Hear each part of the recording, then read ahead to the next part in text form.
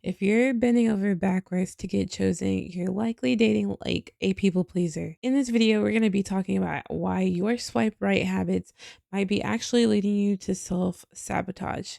Spoiler alert, saying yes all the time can sometimes feel like love, but it's often what we call fawning in disguise. If you're new to my space, hi, I am Erica, your therapist bestie. I'm not your therapist. I want to be your bestie. Welcome to my channel. If you need to know my credentials really quickly, I have my master's degree in social work. I briefly worked in social work and decided that I wanted to become a coach. So here I am. Like I said, let's get into the video. So before we get into the three signs that you're dating like a people pleaser, let's talk about what a people pleaser even is. So people pleasers are kind, super caring individuals who always tend to put other people before themselves. They're often kind of driven by a very, very strong desire to make other people happy.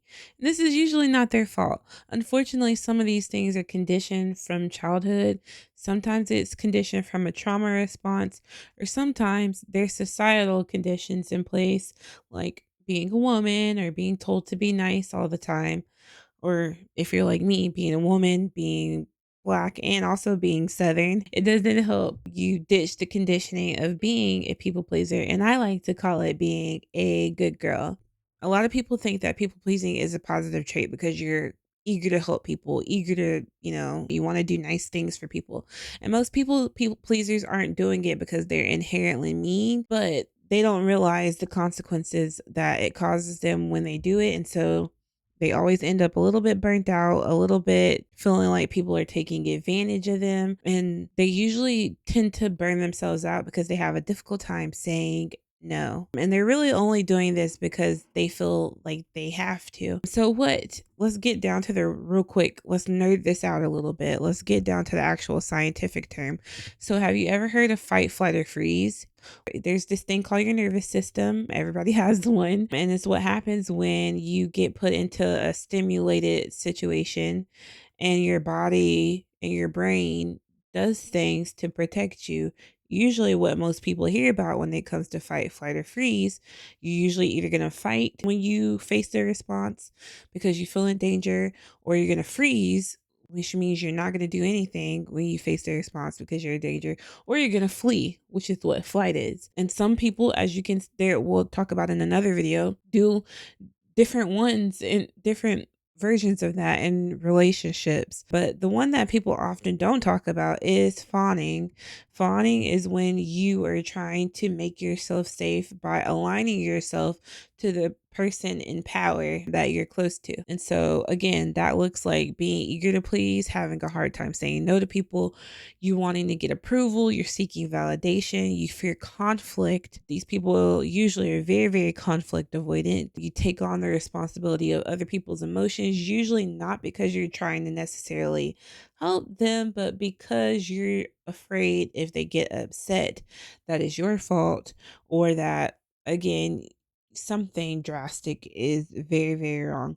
So, again, like I said, a lot of the reasons why people pleasers become people pleasers is because of childhood experiences. Maybe you grew up in a household that had abuse going on. Maybe you grew up in a household where, if you didn't get good grades, like your parents weren't happy with you, or that's how you received love. Maybe you have low self-esteem issues and you feel like, or you learned a long time ago, that if you do nice things for people, they like you more. So you kept doing that behavior in order for you to make friends, or in order for you to, get your crush to like you.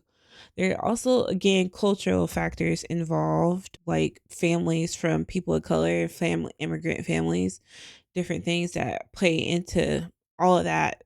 Anyways, so how does this actually show up when you're dating? Or at least what's like the top three ways it show up?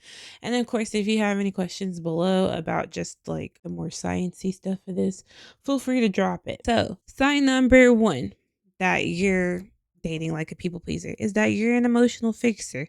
If you're someone who people always says, "Oh, you're such a good listener. Oh, I just love being able to talk to you. You help me get clear on what I'm thinking about." And you're constantly soothing the people that you're dating, especially soon, like early on into the situation. I'm talking about like first or second date. Then that's usually you probably trying to equate your dating situation with peacekeeping. Maybe you go right into their situation, you hear their life story, and you're like, "Oh my gosh, tell me more about that. Let's like get deep," because you want to create some sense of closeness with this person early on because again, you want them, of course you want them to like you, right? It can also create this false sense of closeness if you're going in emotionally fixing people, but then they're not reciprocating any of that early on as well. And plus, like when you're on the first or second date, you're not really needing to get that deep that fast. And I'll give you guys an example from my time dating before I met my husband. I was dating this guy who literally never wanted to hang out with me unless he was going through something. And for some reason, I just could not see that that's what he was doing. He even told me early on that he was not interested in a serious relationship, but he still wanted the benefits of me being there to like shoulder his burdens for him emotionally because I was a good person to talk to. And so he would call me to talk to me when he needed to vent, or he would come over my place to hang out when he needed to vent because he felt like he couldn't talk to anyone else. And I confused that with, "Oh yeah, he likes me.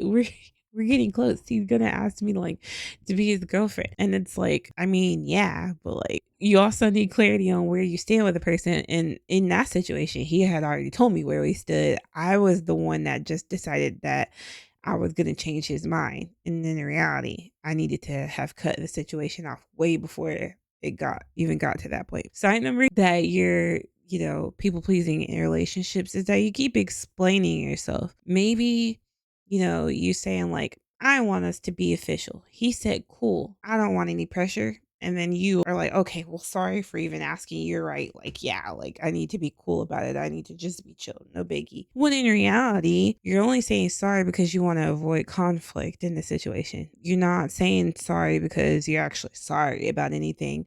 You're saying sorry because you likely feel embarrassed that this person isn't as into you as you are of them. And so instead of just being like, "Nope, I'm not sorry for saying what I want, and I do want a relationship, and clearly you don't. Let's talk about it." And then if you decide at that point to move forward, then that's on you, especially after the person says, "No, I just want to chill. I want to slow down." Right. So, but again, with the whole psychology around people pleasing or fawning or whatever, you say sorry again as your default. And so it's no shock. It's not a shock that you're doing it when you're starting to date, right? The third and final sign that you're acting like a people pleaser is that you're replaying every event, every text message, every conversation, every little glance, look, every sigh, every sound. You might be like, "I read his what you're doing text for 500 times," and you blamed yourself.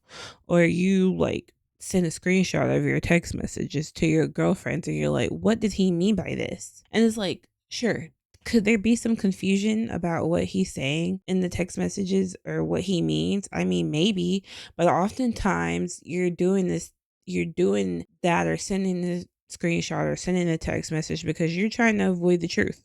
And the truth is that sometimes he's just not that into you and you're afraid to admit that he's not into you. So you're looking for some deeper meaning to the conversation, to the side, to the this, to the that, instead of seeking clarity from the person by straight up saying, "Yo, are you into me?" And if not, or if they ghost you, taking that behavior at face value and not trying to read any more depth into it because you're secretly hoping that he's gonna change his mind. Am I striking any nerves? I bet you're kind of wondering, like, why do you do this? Why do people do this? And it's because breadcrumbing, or when a guy is like, "Oh, what are you doing?" And then he ghosts you, or you guys text a little bit and have an exchange and it gets kind of cool and you make plans and then he ghosts you and comes back. All that back and forth, all that breadcrumbing is reinforcing to your brain that every time he texts you after ditching you is like a dopamine hit. It's like basically like if you're at a slot machine, you pull in the slot machine,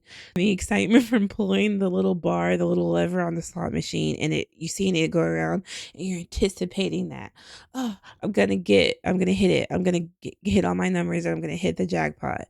That's what that's doing to you every time he texts you after he goes, right? So, those are the top 3 signs. Let's review them real quick.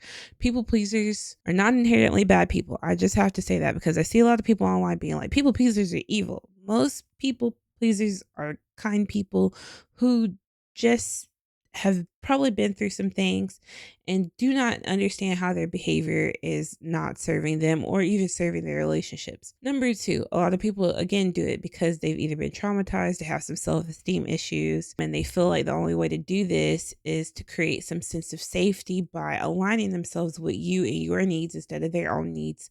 And so they don't pay attention to their own needs.